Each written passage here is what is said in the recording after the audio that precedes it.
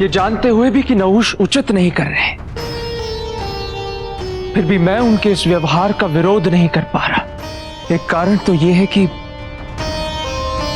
मैं देवताओं का सेनापति हूं और वो देवराज, और दूसरा ये कि वो मेरे बहन के पति है।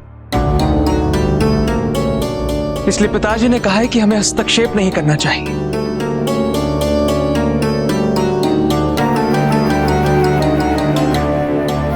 भैया, पिताजी जो कह रहे हैं वो उचित है, किंतु मुझे ये समझ में नहीं आ रहा कि देवराज के पद में ऐसा क्या है कि उसे जो भी व्यक्ति प्राप्त करता है उसमें इतने अहंकार की उत्पत्ति हो जाती है।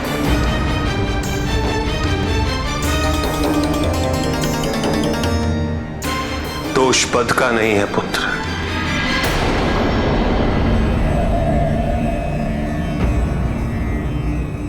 दोष तो उस पद पर विराजमान व्यक्ति का है। देवराज के इतने दायित्व हैं, इतनी शक्तियां और इतने अधिकार हैं कि उस पद पर बैठा व्यक्ति स्वयं को महत्वपूर्ण समझने लगता है।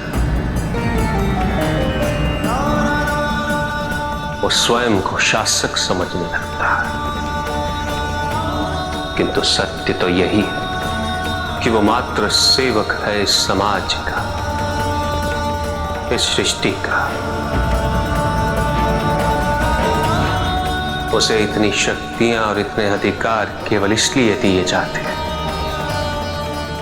कि वो अपने कर्तव्यों की पूर्ति कर सके, ना कि अपनी महत्वाकांक्षा की पूर्ति।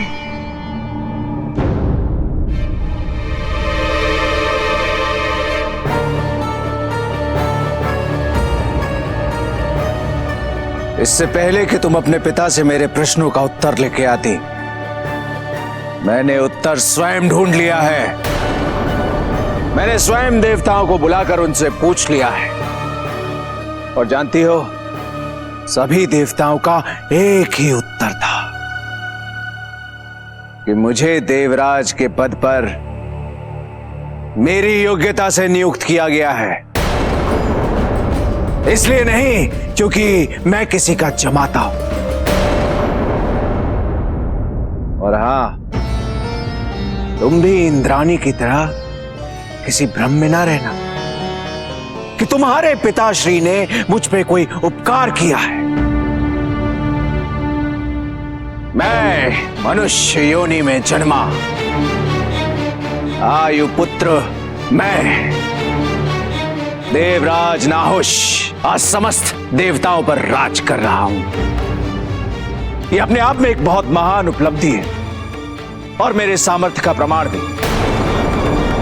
और इस निर्णय को जो नहीं मानेगा वो केवल मेरा अपमान ही नहीं बल्कि त्रिदेव के निर्णय का भी अपमान कर रहा है। और इस निर्णय का अपमान करने वाला दंड का पात्र होगा। सुन रही हो ना? वो दंड का पात्र होगा। मैं स्वयं उसे दंडित करूंगा, देवराज नाहुष।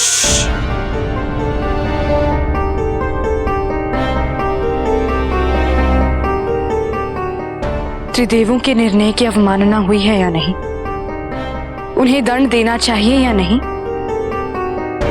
इसका निर्णय लेने का अधिकार भी केवल त्रिदेव को ही है और वही उचित भी होगा। आप दूसरों की बातों से व्याकुल ना हो स्वामी। आपके समक्ष इससे कहीं अधिक महत्वपूर्ण कार्य है। आपके दायित्वों की पूर्ति इस बात का प्रमाण बन जाएगी कि आप में न केवल इस पद पर नियुक्ति की योग्यता है बल्कि इस पद पर बने रहने का सामर्थ्य भी है। हमारा आपसे केवल यही निवेदन है कि द्वेष या क्रोध द्वारा अपने आप को भ्रमित ना करें। आप केवल अपने ध्येय पर ध्यान केंद्रित करें और किसी चीज की आवश्यकता नहीं है। मैं भली भांति जानता हूं कि मुझे क्या करना है, कैसे करना है। किसी के हस्तक्षेप की आवश्यकता नहीं है। अब यह निर्णय इंद्राणी का होगा कि उसे दंडित होना है या सम्मान के साथ यहां बने रहना है। उसने तो मेरा अपमान अपने कक्ष में किया था, किंतु क्षमा उसे मेरी सभा में मांगनी पड़ेगी, समस्त देवताओं के समक्ष।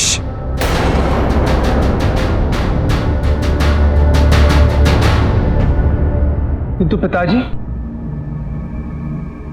ये तो पतन का मार्ग है। अवश्य ये मार्ग पतन का ही है। जब अपने पद का उपयोग अपने अहम, अपने सुख, अपनी सुविधा, अपने सामाजिक और सांसारिक तृप्तियों को पूर्ण करने के लिए किया जाए, जब सब कुछ जानते हुए भी अपनी पद की शक्तियों में धर्म, सत्य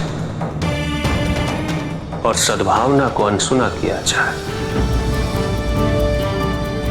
जब उचित और अनुचित के बीच विभाजन करना भूलकर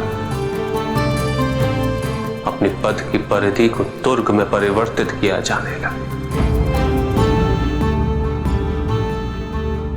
जब गुरु का अपमान किया जाने लगे, उसका निरादर किया जाने लगे,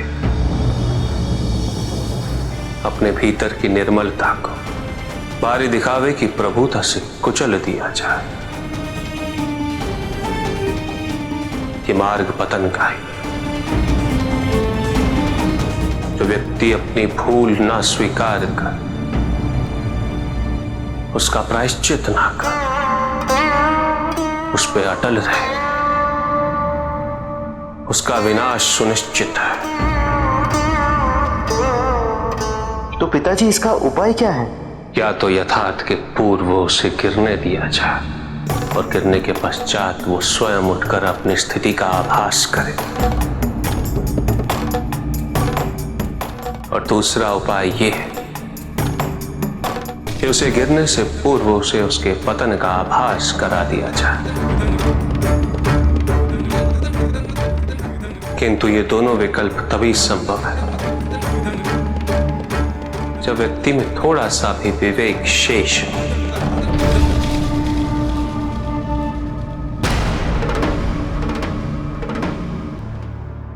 जिन्हें स्वयं महादेव, नारायण और ब्रह्मदेव ने देवराज के पद पर नियुक्त किया हो, उनके अस्तित्व पर आप प्रश्न चिन्ह कैसे लगा सकती हैं? उनकी नियुक्ति को अस्वीकार कैसे कर सकती हैं आप इंद्राणी?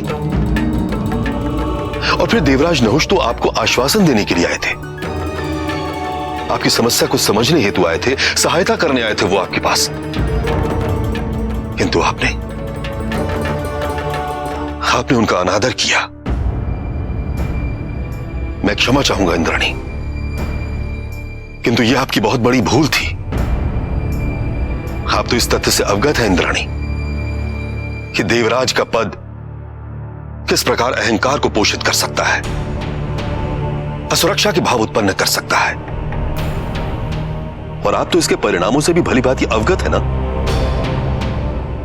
ऐसे में क्या यह उचित नहीं होता कि आप देवराज नहुष को चुनौती न देकर उन्हें देवराज के रूप में स्वीकार कर लेती? उस समय तो नहीं देवगुरु, किंतु मुझे अब आभास हो रहा है देवगुरु, मुझे ऐसा नहीं करना चाहिए था। यदि आप अपनी यही इच्छा देवराज नहुष के समक्ष व्यक्त करें तो कदाचित उनका क्रोध शांत हो जाए। मेरा आपसे निवेदन है कि आप उनके पास जाएं और उनसे कहें कि आप उन्हें देवराज के रूप में स्वीकार करती हैं।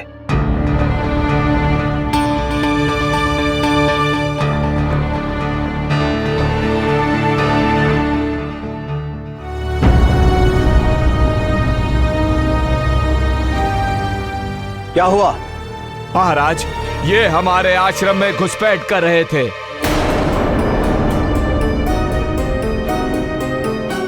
महाराज, इनके पास हथियार भी थे।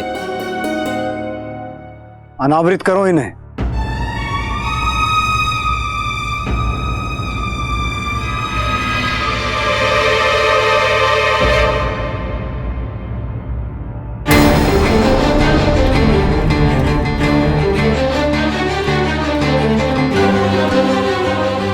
ये तो हमारे ही सैनिक है। महाराज, अवश्य इन्हें उन पाखंडी ब्राह्मणों ने भेजा होगा आपकी और शंभू जी की हत्या करने के लिए।